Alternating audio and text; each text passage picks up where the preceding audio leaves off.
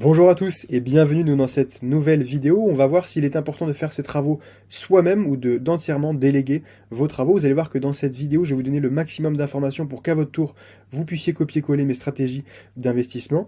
Je sais qu'en regardant cette vidéo, vous me donnez ce que vous avez de plus cher, c'est-à-dire votre attention, et c'est pour ça que dans les 5 prochaines minutes, je vais vous donner un maximum d'informations pour que vous puissiez copier-coller ma stratégie d'investissement. Dans un premier temps, et pour contextualiser mon histoire, je vous montre donc les deux derniers projets. La suite haussmannienne, un T2 qu'on a transformé donc en T3, de façon à valoriser le bien et pouvoir le louer et le revendre plus cher. C'est un appartement où j'ai quasiment tout automatisé, j'ai tout délégué avec un architecte et une entreprise tout corps d'état. Je me suis juste occupé de faire la partie démolition. Le deuxième bien, donc l'avant-dernier bien qui est le T2, c'est la suite Bali que là j'ai entièrement automatisé, entièrement délégué aussi les travaux de mon côté pour pouvoir dénicher la bonne affaire qui était la suivante, donc la suite haussmannienne. On va directement rentrer dans le vif du sujet pour savoir est-ce qu'il est bon de déléguer ses travaux ou de les faire soi-même. Je sais que c'est des questions qui reviennent souvent de votre côté, que ce soit dans l'accompagnement ou même dans les commentaires ou par message privé. N'hésitez pas à prendre, si vous avez des questions après cette courte vidéo, à prendre un appel de consulting offert avec moi. Ça dure entre 10 et 15 minutes. Je réponds à l'ensemble de vos questions de façon gratuite et je vous fais un bilan personnalisé de votre situation pour vous donner une stratégie d'investissement claire et précise. Vous allez voir que dans un premier temps, il n'y a pas de mauvais choix. Chaque situation est personnalisée et personnalisable et c'est pour ça que j'adore d'ailleurs mon métier. C'est parce que vous allez voir qu'en fonction de chacun des profils, on va pouvoir adapter vos stratégies d'investissement. Dans un premier temps, on va s'attarder sur l'achat-revente. Vous savez que l'achat-revente en résidence principale, vous n'avez aucune imposition. C'est-à-dire que vous achetez votre bien 100 000, vous le revendez 200 000, vous avez 100 000 euros de plus-value, l'État ne prend rien dessus, c'est dans votre poche. À ce moment-là, vous allez voir qu'il sera plus intéressant de faire vos travaux vous-même. Sauf s'il y a une condition qui est plus importante, c'est le gain de temps. Est-ce que votre temps est plus intéressant? Vous allez gagner plus d'argent, imaginez que vous avez un business, vous allez gagner plus d'argent, imaginez que vous avez 40 000 euros de travaux. Vous gagnez 100 000 euros à l'année avec votre business. Là, il sera beaucoup plus intéressant de déléguer une nouvelle fois vos travaux. Mais si vous gagnez moins que 40 000 euros à l'année, imaginez que vous êtes en CDI, vous gagnez 20, 25, 30 000 euros, là, il sera beaucoup plus intéressant de faire vous-même les travaux. En termes de résidence secondaire, vous allez voir que lorsqu'on revend notre résidence secondaire, on a une imposition à hauteur de 36,2%. On a 19% de taxes et 17,2% de prélèvements sociaux. C'est pas moi qui l'ai inventé, c'est les impôts. Imaginons que vous avez une plus-value à hauteur de 100 000 euros. Vous allez avoir donc une plus-value qui va être de 100 000 euros moins 36,2%. On aura donc une imposition sur les 36 200 euros. Si vous faites des travaux et si vous déléguez vos travaux, imaginons que vous faites 40 000 euros de travaux de votre côté. Donc votre base imposable n'est plus de 100 000 euros, mais votre base imposable est de 100 000 euros moins 40 000 euros, ce qui vous fait une base imposable à hauteur de 60 000 euros. J'espère que vous me suivez. Si vous avez des questions, n'hésitez pas à m'envoyer un message dans les commentaires ou à prendre un appel de consulting offert. Ça pourra permettre de vous éclairer la situation. N'hésitez pas de faire un retour arrière sur la vidéo également. Donc j'ai une base imposable à 100 000 euros, je fais 40 000 euros de travaux, ma nouvelle base imposable est à 60 000 euros. 60 000 euros moins 36,2%, on arrive à 21 720 euros.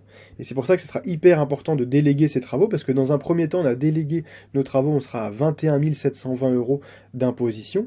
En revanche, si je ne délègue pas mes travaux, je suis à 36 200 euros. C'est pour ça qu'il sera hyper intéressant en fonction de ces calculs-là de déléguer entièrement votre chantier de votre côté. La deuxième situation, c'est si vous faites du locatif.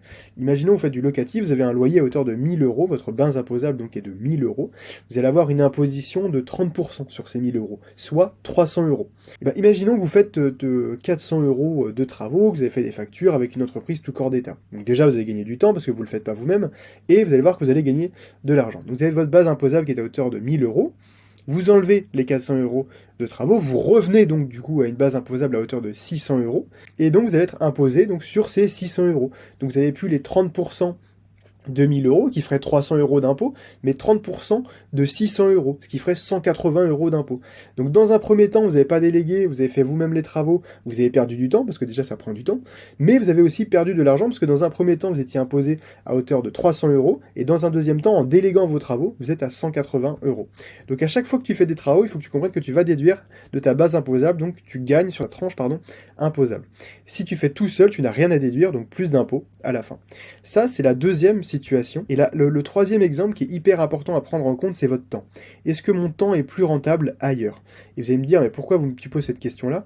Bah effectivement, si vous gagnez par exemple, si vous avez un CDI, et que vous gagnez 24 000 euros à l'année, et que vous avez toujours ces 40 000 euros de travaux, et bah 24 000 euros, ça sera important de mettre votre temps dans les travaux, parce que vous allez gagner est beaucoup plus faible que les travaux.